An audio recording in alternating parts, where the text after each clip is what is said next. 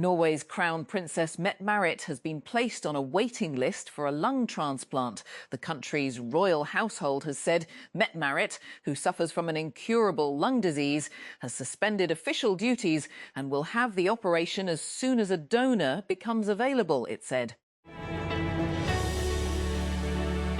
Mogadishu, Somalia, fighting between government forces and opposition fighters that paralysed parts of Somalia's capital. Mogadishu for more than 2 days has eased, with the federal government declaring that it has restored order. The violence erupted on Wednesday, and the government declared the districts of Abdi Aziz and Halwadag calm on Friday. On the coastal road in Khan Yunis in southern Gaza, 7 university students, 4 in medicine, 2 in dentistry, 1 in software engineering, are behind the counter of an ice cream parlour. One student takes the orders, hastily filling ice cream cups, adding nuts and toppings before handing them over to a line of customers with a smile. Another moves between tables in the small seating area, serving customers, while a third manages the kitchen, keeping everything in order. A fourth handles the accounts, processing every transaction electronically since cash has largely disappeared from Gaza.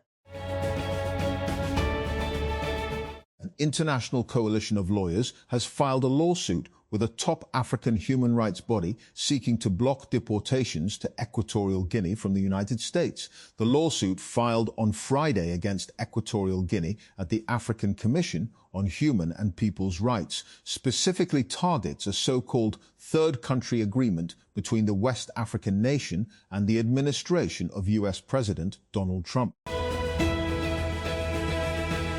Well, German Chancellor Friedrich Merz says that the European Union plans to initiate a gradual integration process for 6 Western Balkan countries wishing to join the bloc. The clear message of today is, and will remain, we want you, and we want this region and the states within it to become members of the European Union soon.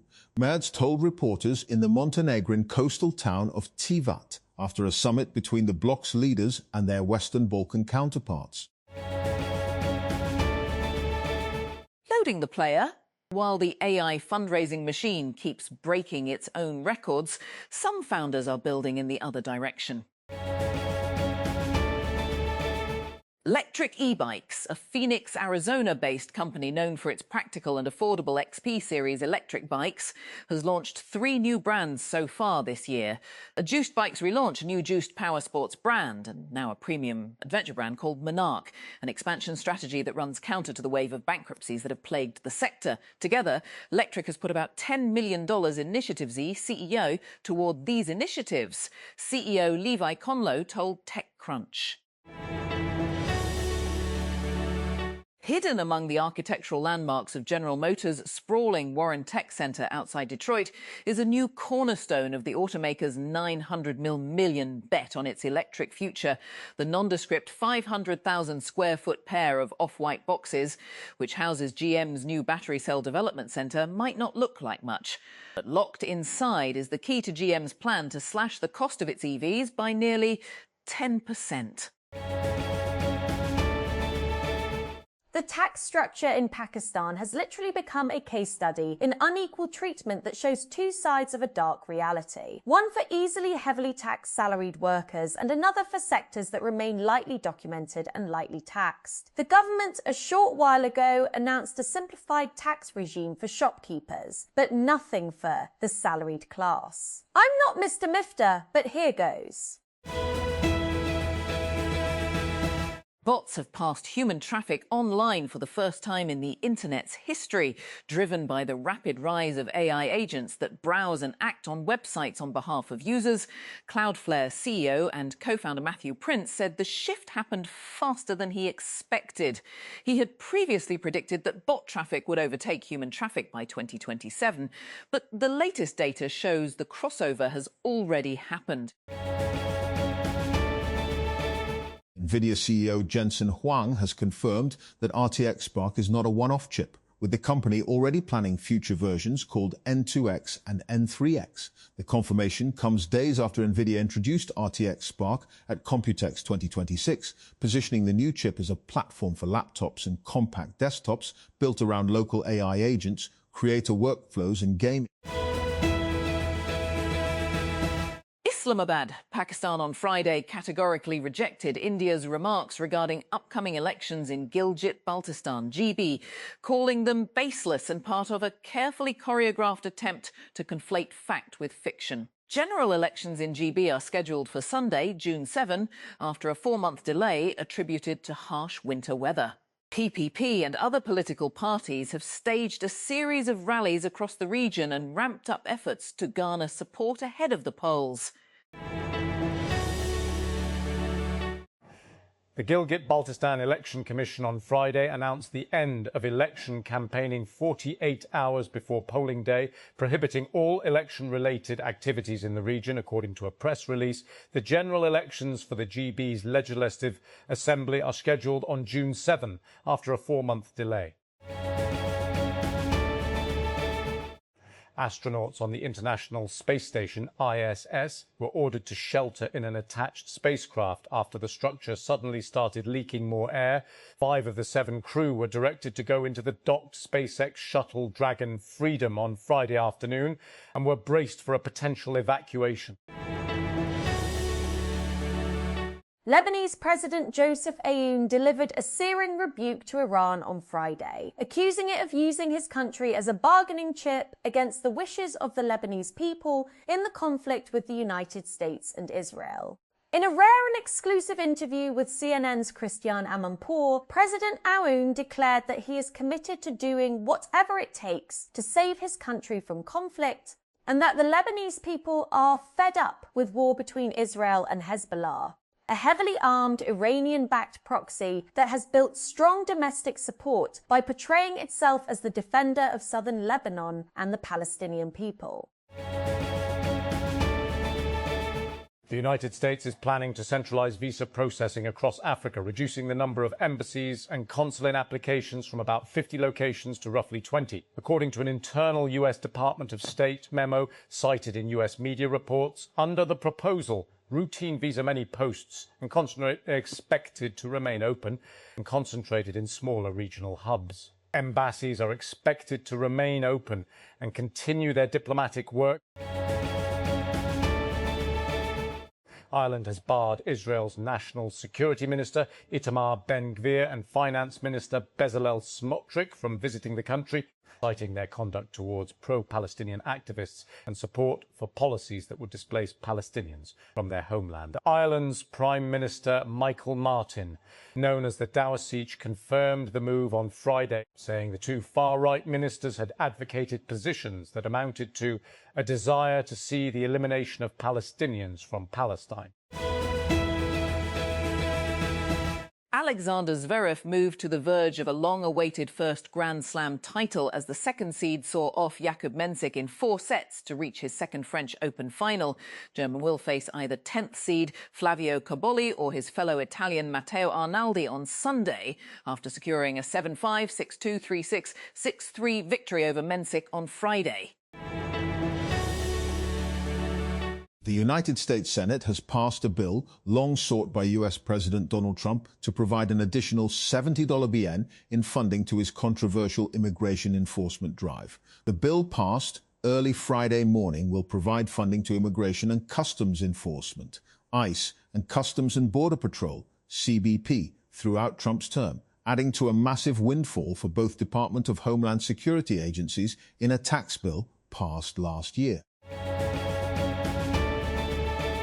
Ukraine's ability to impede the flow of Russian supplies and personnel to the front lines has grown in recent days, from the southern regions of Zaporizhia and Kherson to the Eastern Front, and has forced the Russian army to a standstill, according to battlefield analysis. Meanwhile, Ukraine has continued to strike refineries and munitions factories deep inside Russia, weakening its war effort.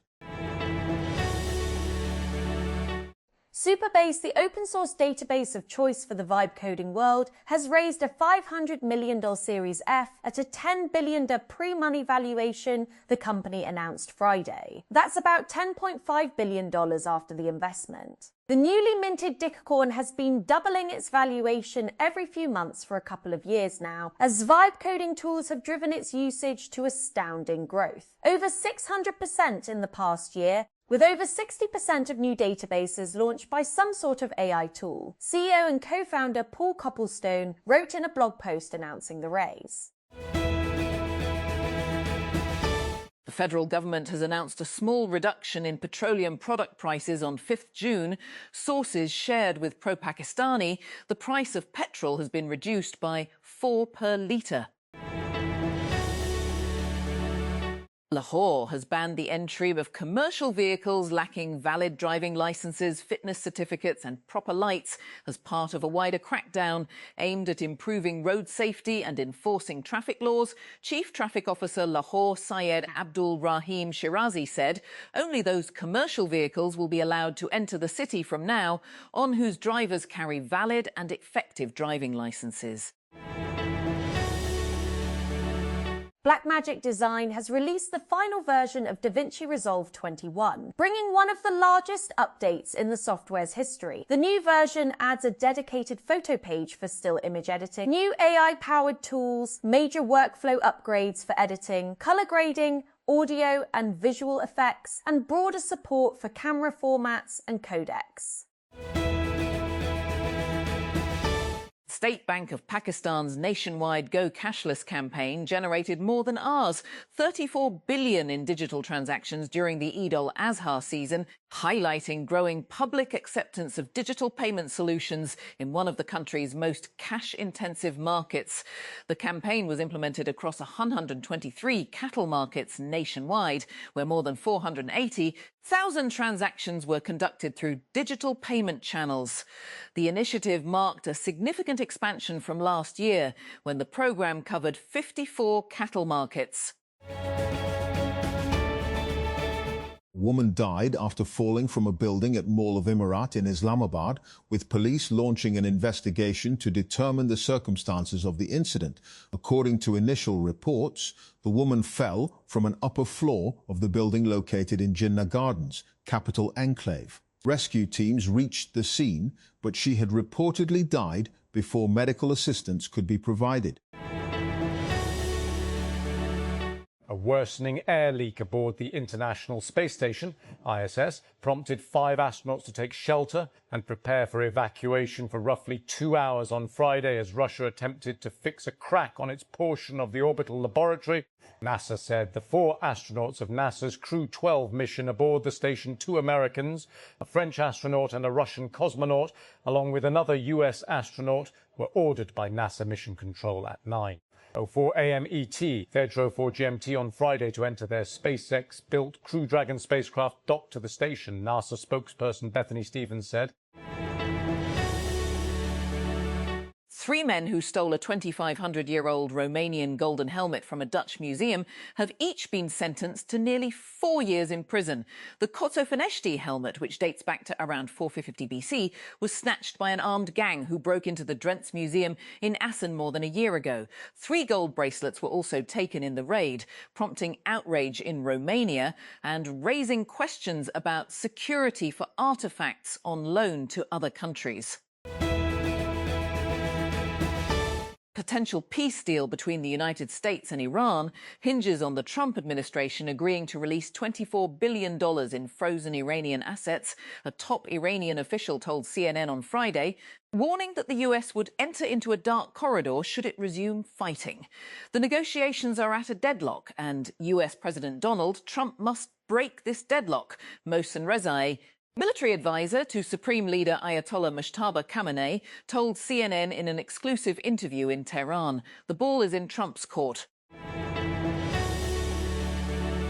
Barcelona winger Lamine Yamal has won La Liga's Player of the Season award. The 18-year-old helped Barca retain their domestic crown, became the first player to win the league's Player of the Month award 3 times in one season, and finished as the club's top scorer in La Liga with 16 goals and 11 assists.